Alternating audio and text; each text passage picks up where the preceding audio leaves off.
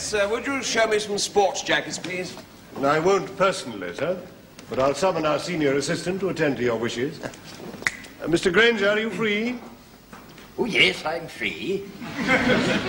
That is a guard's tie you're wearing, sir, isn't it? No, it's the Tesco Table Tennis Club, actually.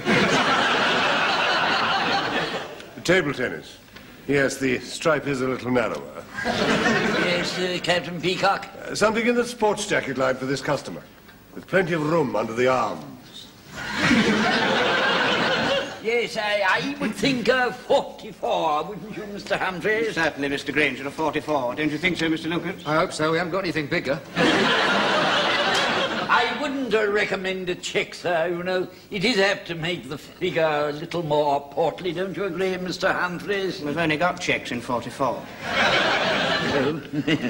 Well, of course, sir, you have got the height to carry it off. 44 check, Mr. Lucas. Right, 44 check coming up, Miss Brown. Yes, this range is in Pushcon, isn't it, Mr. Humphreys? Right, first time, Mr. Granger. 35% wool, 35% pushcon. Well, that only makes 70%. Yes, well, there's a lot of air between the fibres, so...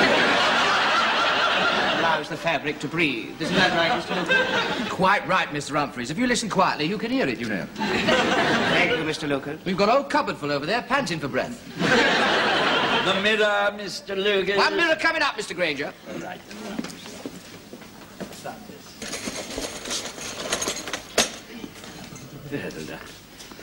What do you think, Mr. Humphreys? Well, it's nice and snug in the front. It's very snug indeed. Why don't you have a look at the back? Yes, I'm sure the back is snug as well. Yeah. It does feel a little tight. Try breathing in and out a little, sir. Better, isn't it? Yes, that feels much better. Is it hard wearing? Oh, very hard wearing, sir. Yes, they discovered pushcon while they were developing the Concorde. If you're thinking of going through the sound barrier, you couldn't have chosen better. How much is it? It's £30, including VAT. It does seem rather a lot. Well, when you consider it cost 500 million to develop, I think it's quite reasonable, sir. Still seems an awful lot of money. Actually, sir, it has been reduced from £42. Oh, is that so? So you're saving £12, sir. I'll think about it.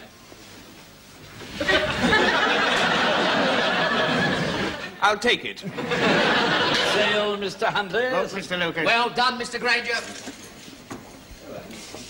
Miss Brahms, the bridal veil with the blue-orange blossoms. Yes, Mrs. Slade. And where is Madam going for her honeymoon? Well, we're torn between Eastbourne and Brighton. It is difficult to make up one's mind, isn't it? It is. Why not compromise and try Beachy Head?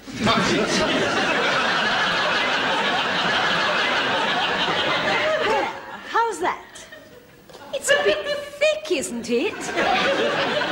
Well, it looks lovely from our side. I can't see. Will you have someone holding your arm? He won't recognise me. Well, he'll know your voice, won't he? Think of the surprise he's going to get when he lifts it up. That'll do, Miss Brahms. The orange blossom is detachable, should Madam wish to use it for decorative purposes afterwards. I suppose I'd better take it. Pack it up, Miss Brahms. I've not said anything. Pack the veil up, girl. Psst! Oi! Is that the way you usually attract a lady's attention, Mr. Mash? No, usually I'll go up behind them and go, "Well, hey, hey!" You going to old Granger's farewell dinner tonight, are you? It is not his farewell dinner, Mr. Mash. Just because he's 65, it doesn't mean he's retiring. If they give him a cuckoo clock, it does. That's what they did to old Fredericks down in Hardware. 44 years he'd been with the firm. They had the dinner, and when they got to the coffee, they gave him the clock, one chorus of "For he's a jolly good fellow," and shoved him in the lift. There you are. 6 pairs of tights and 6 pairs of pussy boots. 6 pairs of what? Pussy boots. Fur slippers. And we got a new sales gimmick as well for him. Here, look at that. Whatever's that? One electric pussy. Battery operated.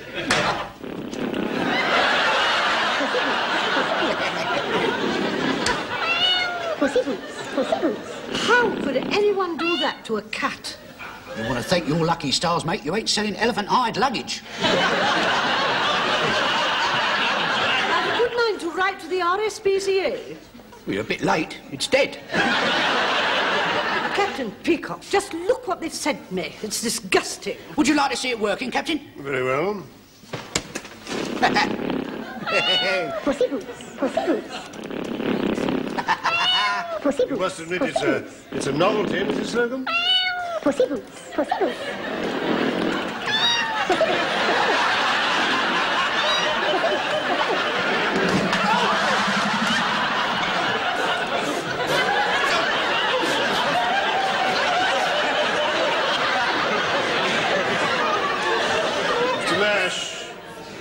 Mr. Mash, take it to the vet. Very amusing, Captain, very amusing. Mrs. Slocum, Mr. Granger has gone to his coffee break, so this would seem to be a good opportunity to discuss his birthday dinner. Oh, yes, yes. Miss Brahms, come along. Mr. Humphreys, are you free? Yes, I'm free, Captain Peacock. Mr. Lucas, are you free? Yes, I think I am free just at this precise moment, Captain. Gather round. Now, I've had a word with the canteen manager, and it would seem that the most economical way of staging this function is to hold the dinner down here. Oh, poor Mr. Granger. Can't we give him a proper do in the restaurant upstairs? Well, that would cost us an extra £1 per head. Let's have it down here. Let's have it at the scene of his triumphs. Now, the menu would be as follows. The vegetable soup or hors d'oeuvre. That's a sardine on a bit of tired lettuce. And the Russian salad, Mr. Lucas. Oh, I'd forgotten the Russian salad, Captain Peacock, yes. I shall never forget the Russian salad. Yeah, a main course, which I shall bring up later. Well, we are. Cabinet pudding with custard or simulated cream. Coffee ad lib, and 1 after 8 mint. And how much is that lot? The cost, Miss Brahms, depends upon what we choose as a main course. Now, a roast pheasant would be £2 per head. Poulet rôti. What? Roast chicken. £1.50. Steak pie, £1.25. Or macaroni cheese, £1. I vote for macaroni cheese. We can't give the poor old soul a dinner with macaroni cheese. Well, he'd prefer it. Once he gets those teeth of his stuck into a pheasant, he'll be here all night. Have the canteen steak pie. We'll all be here all night. I'll go for the macaroni cheese myself. Well, I think we should give him the chicken. Any other votes for chicken? Yes, I'll vote for chicken. It goes so well with the cabinet pudding and simulated cream. Well, I favour chicken myself, so that's 3 votes for chicken and 2 for macaroni cheese. And the steak pie loses its deposit. So that means we have chicken. That'll be £1.50 per head. Never mind, Shirley, you and me can share the wishbone. I know what you're going to wish for. And even if he wins, he won't get it. Now, the £1.50, of course, does include Mr. Granger and his good lady wife. Is anybody else bringing any guests? No. No, I think it's better to keep it intimate. We're not adverse to a little intimacy, are we, Mr. No, Mr. Humphreys. We could invite the galloping gourmet. If you took one look at that menu, he'd gallop the other way. Thank you, Mr. Lucas. Now, then, as regards dress, I think black tie. What, nothing else? Then it'll be like a funeral. I think it's morbid, these farewell dinners. Miss Browns, we do not know that it is a farewell dinner. That is up to our manager, Mr. Rumbo. It's only a farewell dinner if you get a cuckoo clock. Then you drag yourself home for the last time, stick it on the mantelpiece, and watch the rest of your life tick away. And the way old Granger was staggering around this morning, they could save money and give him an egg timer. Right, back to your places, everyone. Now, Mr. Have I missed anything? No, Mr. Granger. We were just discussing the menu for your dinner. Oh, yes. I do hope we're not going to have steak pie. I'm travelling home on a non-corridor train. Chicken, actually. Oh, good. Yes, I remember Mr. Fredericks had the chicken. But unfortunately, he also had the cuckoo clock. I'm sure that Grace Brothers will require your services for many years to come. Is that official, Stephen? No, Ernest, no, it's not in my hands. That's up to our manager, Mr. Rumbold. Menswear. Are you free, Mr. Granger? Yes, I am free. You're wanted in Mr. Rumbold's office. Oh, I wonder what that's about. Oh, it's probably nothing to do with that at all, Ernest. Well, whatever will be, will be. I've had many very happy years here. You know very well that if Grace Brothers were going to announce your retirement, young Mr. Grace would attend the dinner personally. Isn't he coming? Off the record, I have not been so informed. Oh, good.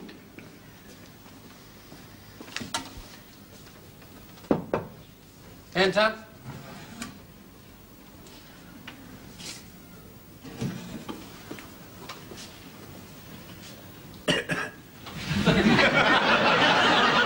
I understood that you wanted to see me, sir. Did I? Yes. It's about young Mr. Grace. Oh, yes. He won't be attending your dinner tonight. Oh, good. Unfortunately, he has a very bad cold. Oh, you mean if he hadn't got a cold, he would be there? Well, when someone has been here as long as you have, Mr. Granger, how long is it now? I joined Grace Brothers in 1937, on the day that Mr. Baldwin resigned. Resigned from Grace Brothers? No, he handed over to Mr. Chamberlain. Chamberlain of China and Glass. The Prime Minister. He wasn't at Grace Brothers, was he? The Mr. Chamberlain who went to Munich. Oh, I didn't know we had a branch there.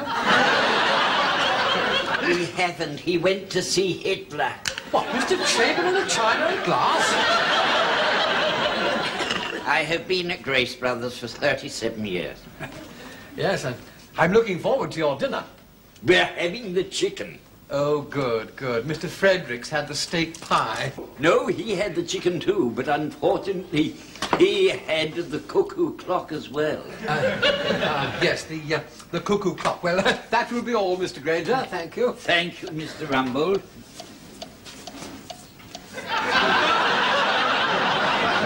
Did I hear something ticking? Ticking? No, I don't think so. It must have been the pipes of the central heating system expanding. Good.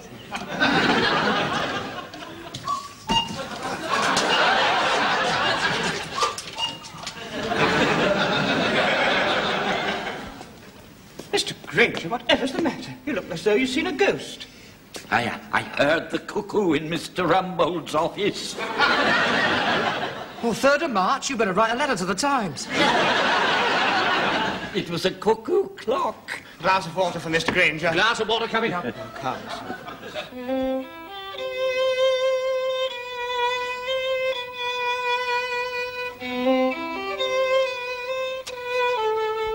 Well, I hope someone turns up soon. These bubbles is all drying up. Now, remember, Mr. Mash, only one glass each. Yeah, we don't want them losing control, do we, eh? Mr. James Lucas and Mr. Wilberforce Claiborne Humphreys. Hello, Wilberforce. Hello, James.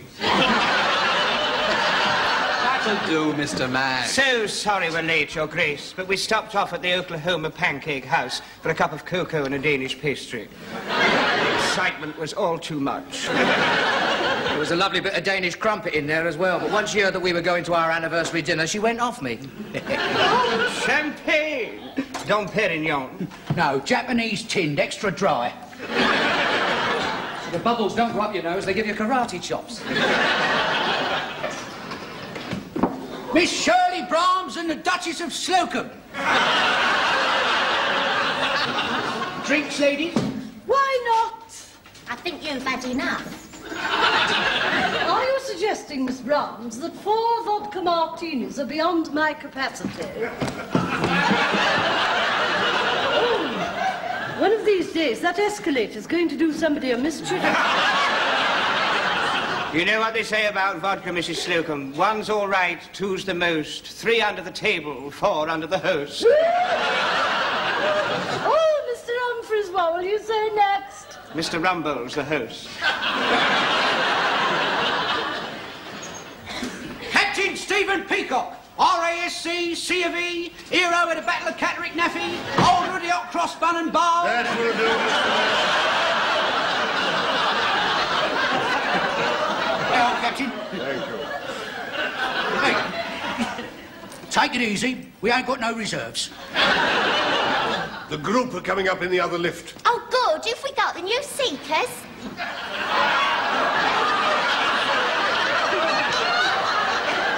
I don't think it's the new Seekers, love. More like the old Knockers. Good evening. I am Madam Trixie, and this is the Trixie Trio. Welcome to Grace Brothers.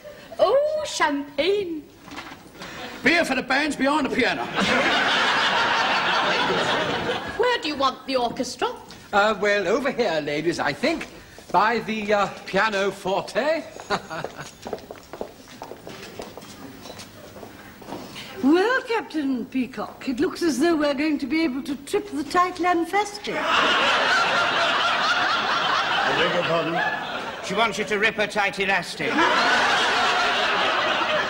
Perhaps you'd better sit down, Mrs. Slocum. We're starting in less than an hour. Mr. Rumbold, since it will affect my speech, is Mr. Granger going to get the clock? Yes, I'm afraid so. And owing to young Mr. Grace's indisposition, I'm going to have to present it. Oh, what a pity he's going. He's such a useful member of the department. Oh, well, we shall have to carry on. Humphreys will have to move up, and we shall have to get another Mr. Lucas. What a terrible thought. Who is? Mr. Granger. The poor old devil. Granger for the chop. Oh, it'll break his heart. Is there anything particular you wish us to play? Yes. When Mr. Granger comes down, I should like you to play something suitable. Certainly. How about goodbye? It's a bit sudden, isn't it? What about we don't want to lose you, but we think you ought to go? We ought to have something cheerful like the Rolling Stones. Oh, yeah. This will be the last time. Might I suggest a fine old English gentleman? A splendid choice, sir. Oh, stand by. I think Mr. Granger's coming up with the lift. Now, places, everybody. Mrs. Slocum, we've Stand by. started.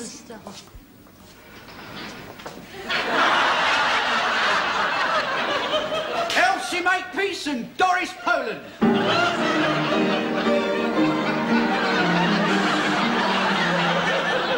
Doris, it must be this is your life. Tar. What are you doing here? It's 7:30. We come to do the floor.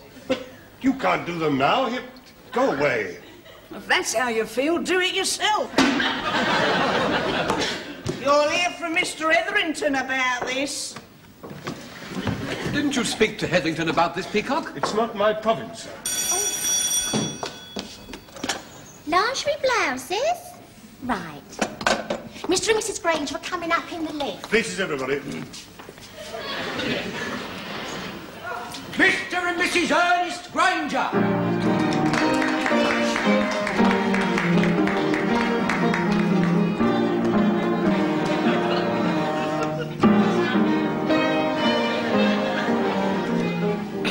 Mr. and Mrs. Granger, in the name of Grace Brothers, welcome to your anniversary dinner. Oh, thank you. They've got an orchestra. Mr. Fredericks didn't have an orchestra. Perhaps we'll be able to do the Gay Gordons.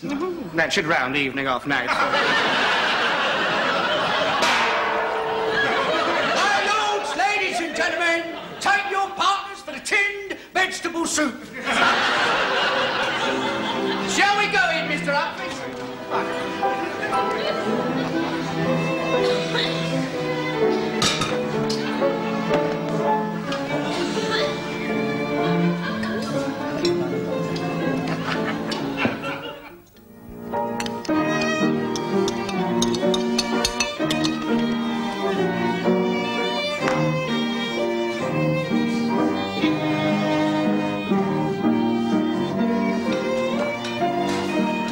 As ever on your feet, my dear.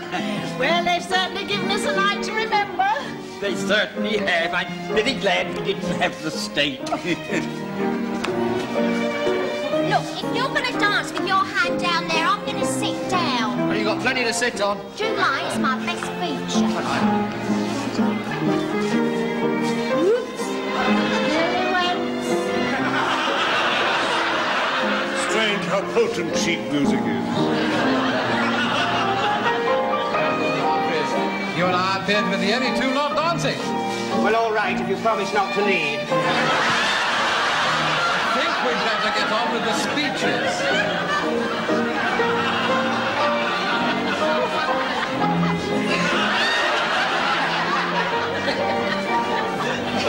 Mr. Matt, my compliments to the trio, and will you ask them to take an interval? Certainly, sir. Oi! Jug here says belt up for 5 minutes. All right? I'm really rather puffed. I think it's just as well that I'm going to put my feet up. Pray be seated. Hang on, Shirley. I think the judge is going to pronounce sentence. Oh, Mrs. Slocum. Ah, we stopped. I would ask all those present to ensure that their glasses are fully charged. Oh, man seems to be empty. Oh, blimey, Mrs. Slocum, you've got hollow legs, have you? I now call upon Captain Peacock to propose the toast. Mr. Mrs. Granger, ladies and gentlemen. Yep. Haven't got to that bit yet, Mrs. Slocum. Oh. Let's have another then. How can one sum up a career like Mr. Granger's? Quickly, I hope. He started literally on the ground floor, in haberdashery, and after 2 short years was given his own counter in stationery. Already the writing was on the wall. It spelled success. His amazing drive and enthusiasm soon came to the notice of the Board of Management, and he was transferred to bathroom furniture, where he remained for 5 triumphant years before moving on... Flushed with success. Before moving on to gentlemen's shoes. But already one might say his foot was on the ladder. Thank you. Because from there, fortunately for us and Grace Brothers, he finally found his niche in gentlemen's trousers. What's a niche?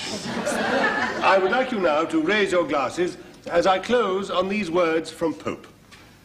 Oh, happy the man whose wish and care a few paternal acres bound, content to breathe his native air in his own ground. Very nice, very nice.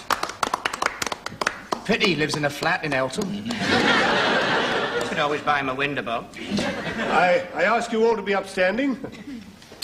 I give you Mr. Granger coupled with Mrs. Granger. Mr. Granger, coupled with Mrs. Granger.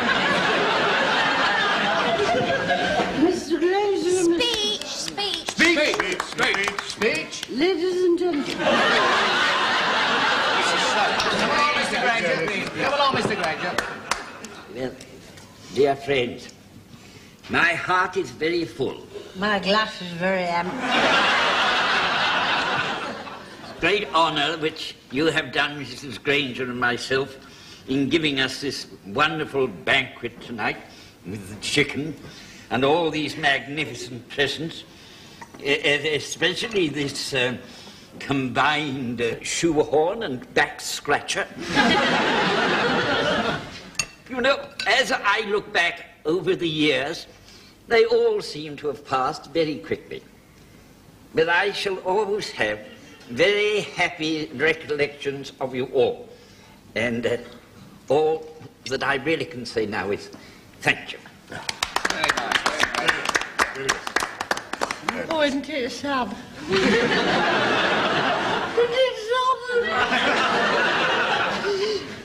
Thank you.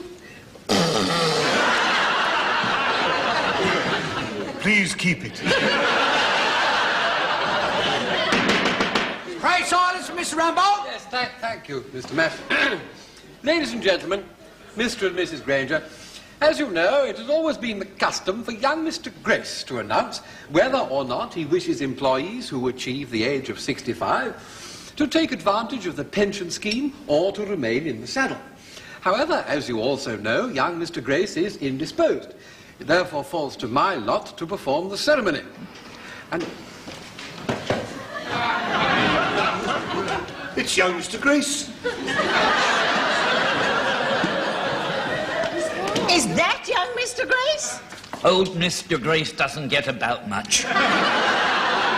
Good evening, Mr. Grace. I hope I'm not too late. No, you're not too late, Mr. Grace. There's still plenty of cabinet pudding left, Mr. Grace. I suppose he's come to hand over the clock. Yes, just in time.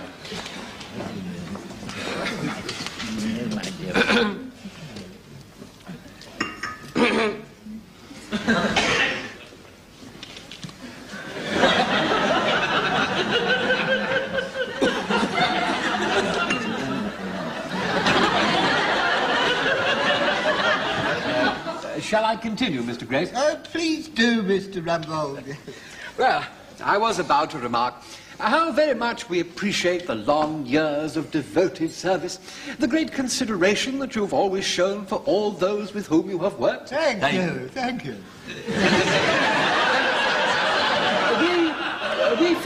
We definitely feel that after all these long years, you have truly earned a rest.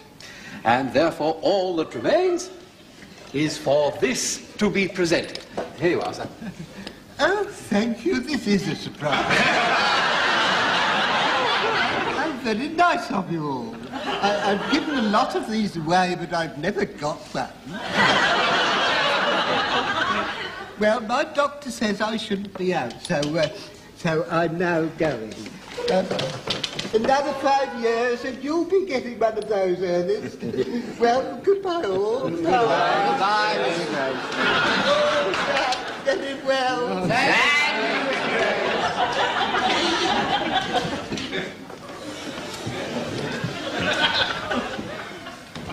Well, Ernest, it looks as if you're staying on. It does. Of course, I'm very happy about it, but I should have liked a bit more leisure. Could I have Monday off? Certainly not. Well, if he's not leaving, he won't be needing his presents, will he?